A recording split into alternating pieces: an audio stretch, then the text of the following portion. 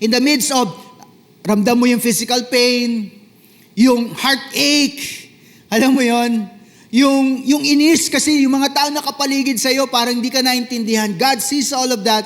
Yet, kahit na dinadaanan mo yung mga bagay na yon, sinasabi mo, I will wait upon the Lord so that I can renew my strength. Shout your praise to our God. Kung pwede bang palakpakan natin ng malakas ang ating Panginoon. Hallelujah. Yes, Lord. We pray for revival. You are our God of revival, Lord. Jesus. Jesus. We come before your throne.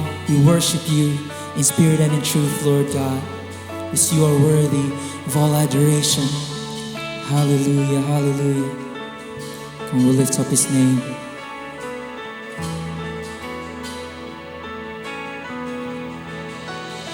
Sing.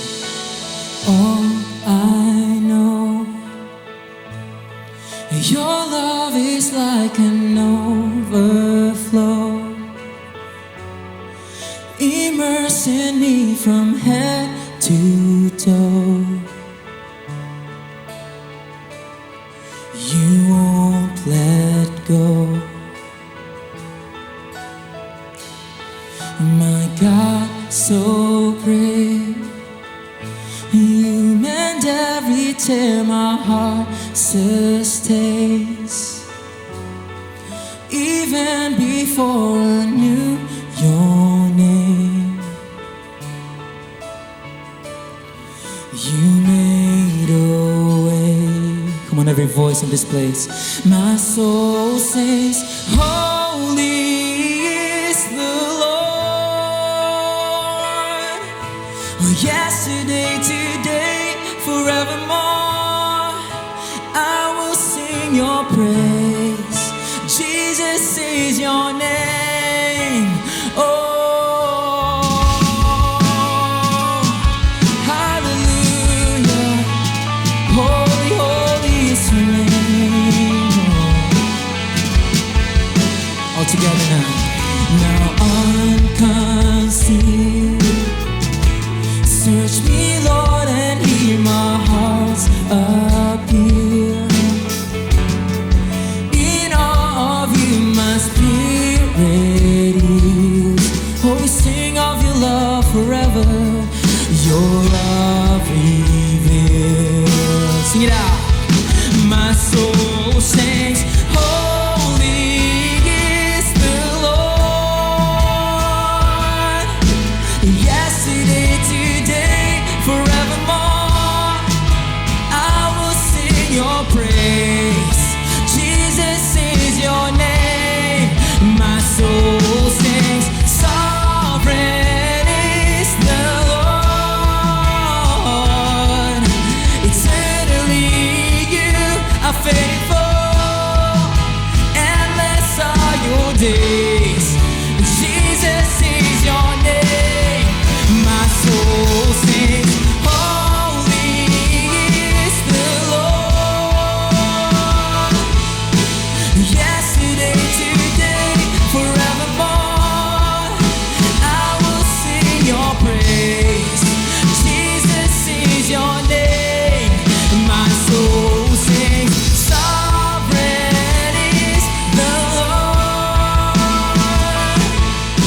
Eternally you are faithful. Jesus is your name. Oh,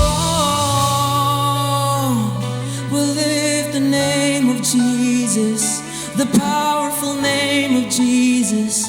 Oh, Jesus our Lord, Jesus our Savior, Jesus our healer.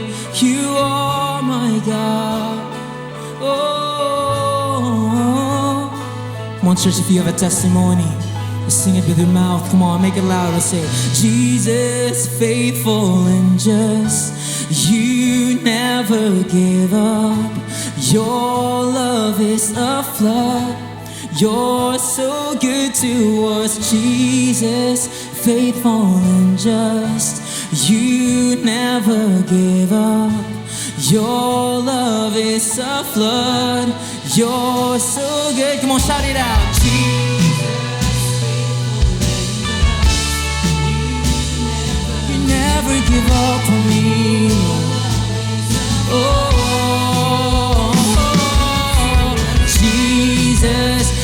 faithful and just. You never give up. Your love is a flood. Come on, lift up his name, church. Jesus, faithful and just. You never give up. Your love is a flood. You're so good to us, Jesus, faithful and just. You never give up. Your love is a flood. You're so good to us. Every voice we say, my soul sings, holy is the Lord. Yesterday, today, forevermore, I will sing your praise. Jesus is your name. My soul sings, sovereign is the Lord. Eternally you are faithful, endless are your days. Jesus is your name. My soul sings, holy is the Lord. Yesterday, today, forevermore, I will sing your praise. Jesus is your name. My soul sings, sovereign is the Lord. Eternally you are faithful. Come on, shout it out, church. Endless are your days. Jesus is your name. Oh, come on, somebody shout the name of Jesus. Shout Jesus. So we are still on the series, The Power of an Open Statement. Dahil yung pinakahuling word, yun yung principle na pinag-aaralan po natin every week. And basically, we are gearing up for the celebration of our 21st anniversary. Lahat po ng mga principles na pinag-aralan natin, definitely may kakaiba siyang dinadalang mensahe o aral o turo para po sa atin. Ngayon naman po, sa week number 4, ang topic natin o ang principle ay waiting. Somebody say waiting. So it's about the power of waiting. So sige po, join me in Isaiah chapter 40 verse 31. But those who hope in the Lord, other versions have those who wait. So yun pala yung connection nung salitang hope at wait, magkaparehas sila pagdating sa application ng scripture na ito. Those who hope in the Lord will renew their strength. They will soar on wings like eagles. They will run and not grow weary. They will walk and not be faint. Pagpalain ng Lord ang pagkakabasa ng kanyang salita. Now, waiting may be a great thing, lalong-lalo na sa pag-aaral, pag-uusap natin ngayon, but it's probably one of the hardest things to do. Tama, di ba? It's easy to wait for 5 minutes. It's difficult to wait for 5 hours, 5 weeks, 5 months, 5 years. We live in a world that values speed and instant results. But God often works on a different timeline that doesn't always make sense to us in the moment. We want quick. We want instant noodles. Tama, di ba? Kaya minsan ang mga kabataan, hindi na nila dinadaanan yung proseso in, asking the Lord, seeking the Lord, sino ba yung magiging lifetime partner nila. Minsan yung mga kabataan parang nagkakatingin na lang, tayo na, no? Parang ganon. Minsan wala nang definition, parang wala nang wala na yung waiting. Kasi instant, somebody say instant. Sabi mo nga sa katabi mo, magbago ka na. Today, we're going to explore the truth that waiting is not a sign of weakness, but actually it is a place where true strength is developed. At kagaya ng pag-aaral natin sa mga nakaraang mga linggo, hihimay natin ito sa pamamagitan ng paglalatag ng mga principles. The first principle is this: waiting reveals what we truly trust. Saan ka tunay na nagtitiwala o saan mo nilalagay ang iyong tiwala? Ang pag-iintay daw, pinapakita sa atin o pinapatunay nito kung kanino tayo o saan tayo nagtitiwala. Una, syempre, it tests our dependence on God. Kung dependent ka sa Panginoon Diyos, ibig sabihin, maghihintay ka. Pero minsan nakikita sa pamamagitan ng pag-iintay natin, dahil hindi masyadong willing na maghintay, pinapakita na hindi tayo dependent sa ating Panginoon. In the story of the Tower of Babel, people started to build enormous things. Isa na rito yung tower nga na sabi nila, gagawa tayo ng tower para umabot tayo sa langit. Nakita ito ng Diyos, sabi ng Panginoon, di ba? Hindi po pwede ito kasi kapag ka nakita ng tao na kapag ka iisang kanilang language, iisang kanilang kaisipan, kahit walang magiging imposible sa kanila, darating ang panahon din na nila kakailanganin ng Diyos. God saw the problem there. People will not be dependent on God. And God wanted people to be dependent on Him kasi alam ng Panginoon Diyos, siya lang naman talaga ang makakapagbigay ng tunay na mabuti para sa tao. And waiting reveals that. Are we truly dependent on the Lord? Proverbs 3:5-6, trust in the Lord with all your heart and lean not on your own understanding. Yun yung problema eh. Because we lean on our own understanding. In all your ways submit to Him and He will make your paths straight. In the waiting, our need for control is challenged. And we are called to trust in God's wisdom and His timing or His pace. Next thing, it confronts our idols. Anything na tinataas mo, inuuna mo bago ang Panginoon Diyos, yan ay idol. Somebody say idol. When we rush ahead of God, we risk placing our hope in substitutes that cannot satisfy. Only God can satisfy. Sabihin mo yan sa katabi mo, pwede ba? Sabihin mo sa kanya, only God can satisfy. Next, it invites deeper faith. Anong ibig sabihin nun? Lumalim pa sa pananampalataya. You cannot fully appreciate what God is doing in your life until you are actually growing deeper in faith.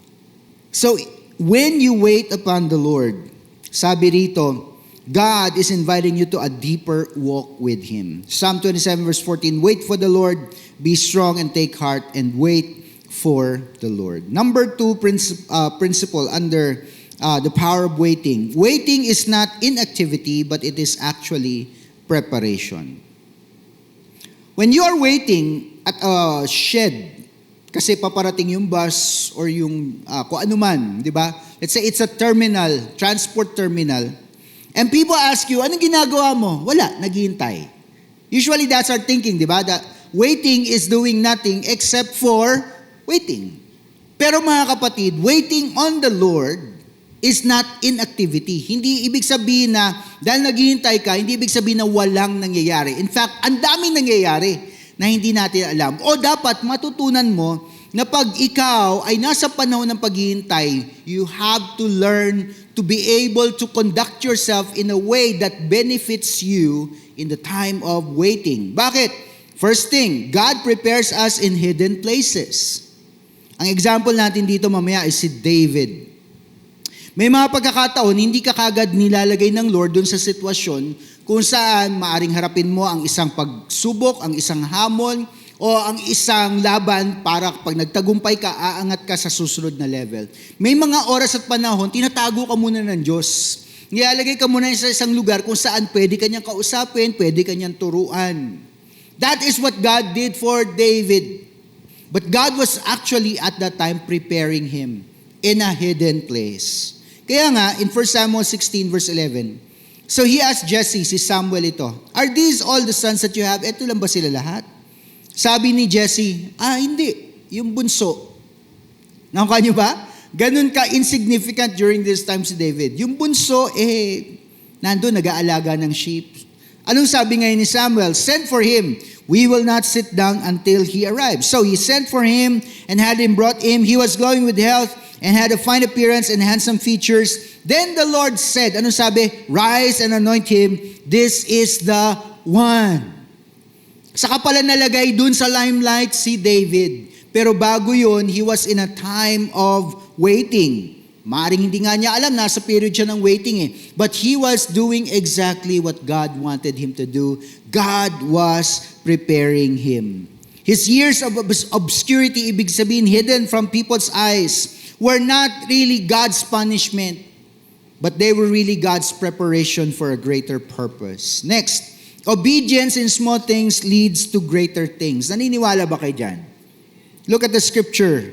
Luke 16:10. Whoever can be trusted with very little can also be trusted with much. Tuloy natin.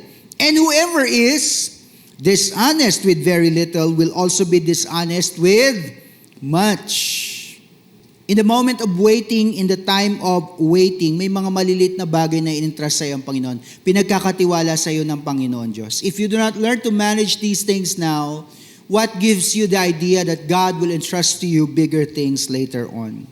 And while you are waiting, ito po yung dalawang bagay na dapat daw ginagawa natin. And you must teach yourself, train yourself to do this. You pray and you worship. Siyempre, samahan na rin yan ang pagbabasa ng Bible, all the things that Christians do. Pero ito yung dalawang bagay na hindi daw dapat mawala. Nananalangin tayo at nagpupuri tayo sa Panginoon Diyos. But Lord, I'm waiting. I don't know what I'm waiting for.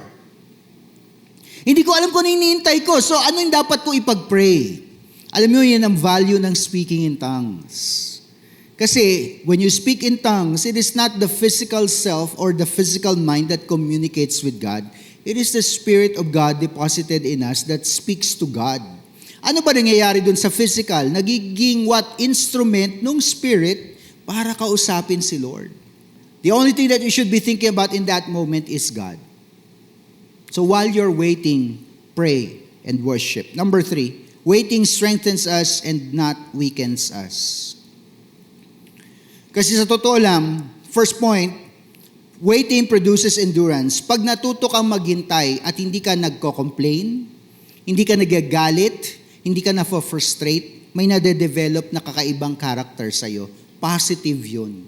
Romans 5:3-4, not only so, but we also glory in our sufferings because we know, look at the progression, we know that suffering produces perseverance, perseverance character, and character hope. Napansin ba ninyo, huli yung hope? Hindi siya pangalawa after suffering. Kasi yung waiting nga, di ba? Yung hope at waiting kanina dun sa opening text natin, di ba? Sabi natin, parehas sila. Pero bakit ganon? Because we know that suffering produces hope. Hindi ganon eh.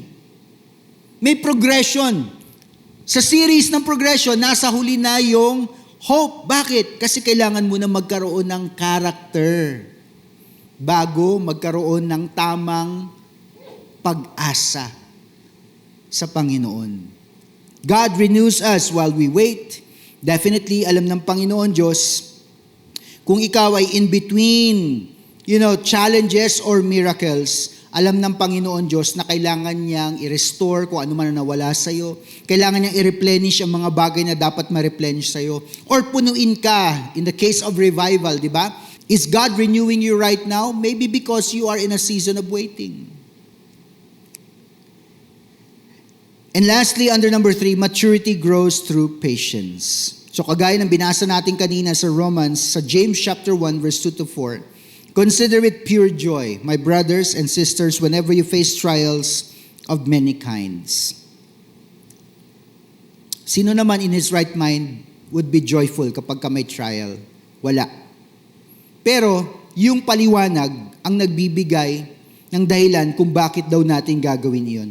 Because you know that the testing of your faith produces perseverance. Binanggit natin yan kanina. And let perseverance finish its work so that you may be mature and complete, not lacking anything. When you take an exam, you always feel a little bit of yung fear. O kaya, alam ko kaya magiging sagot dito. I have never gone through a trial that I was experiencing pure joy. Gusto ko pong sabihin yan sa inyo.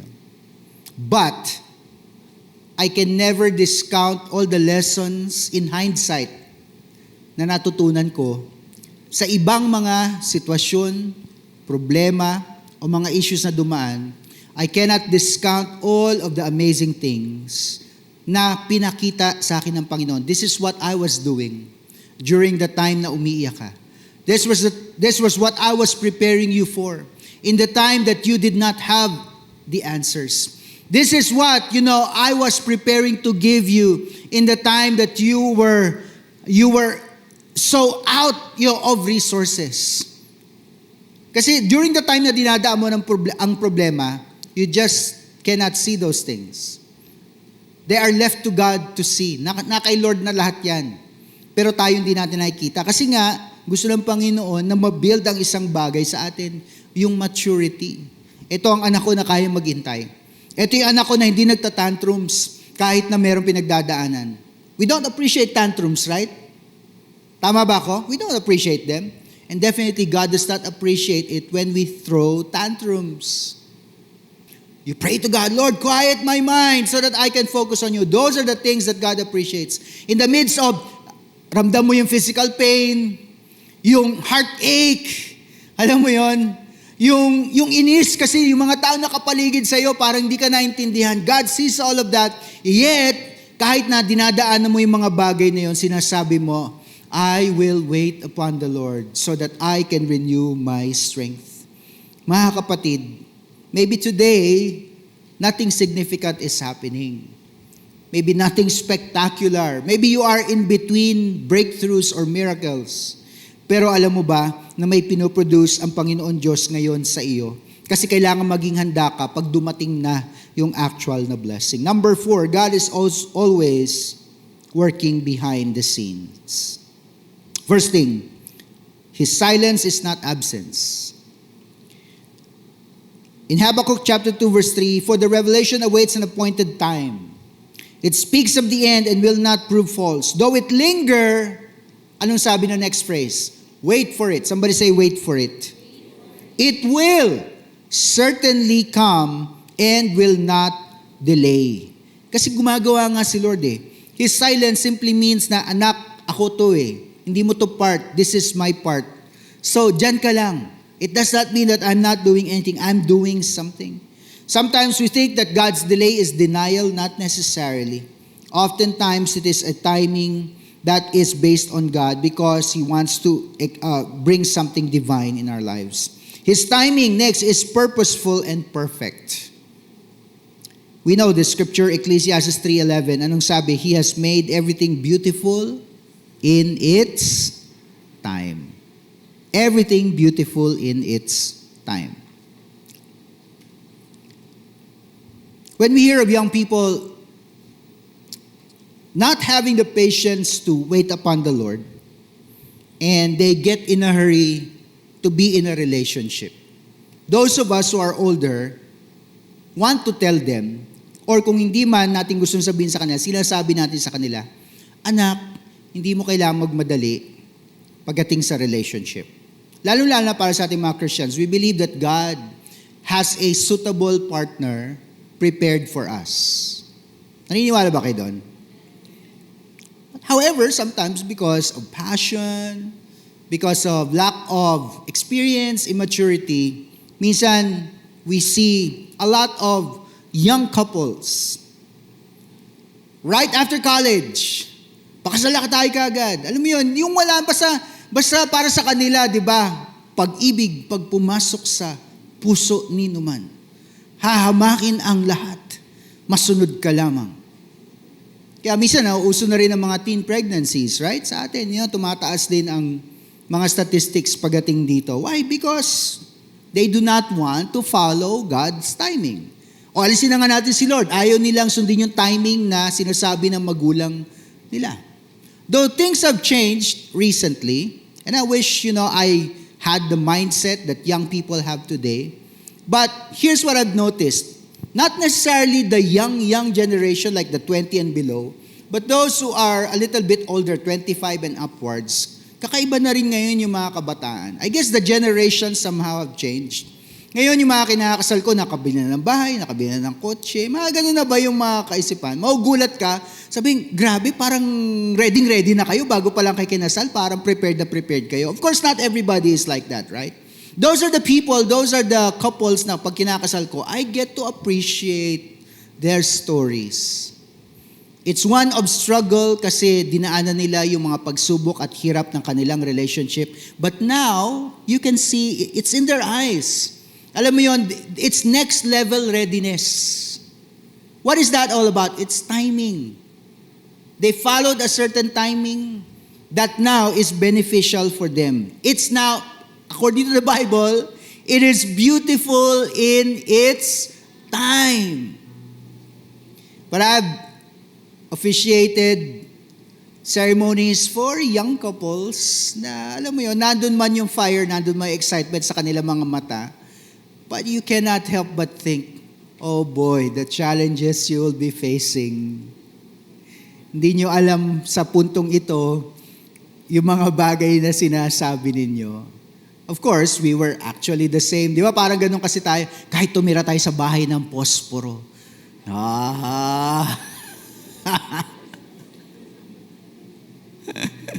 Kasya ba kayo sa bahay ng posporo? You admire the courage, right? You admire the fighting spirit. But if they would listen to you or even to God, isa lang naman ang pwedeng sabihin ng Panginoon I can make this beautiful in its proper time. Because lastly, He's setting up something greater than we can imagine. Yan yung huling idea. Sa tingin mo maganda na to, sabi ng Lord, hindi. May mas maganda dyan. It's 5 years down the road, by the way. Lord, eto na ang kailangan ko. Parang napaka-insignificant ngayon ang buhay ko. Lord, please, please, please. Hindi anak, hinanda kita para sa significant na bagay. Pero kailangan matuto ka muna ng personal significance. God is not absent. He is active. We have established that earlier. He is what? Preparing you, refining you. Ito maganda dito. And aligning things in the background. And in His perfect time, He will make all things beautiful. So wait with faith. Wait with expectancy because God never wastes the wait and beauty is coming. So I want you to bow your heads right now.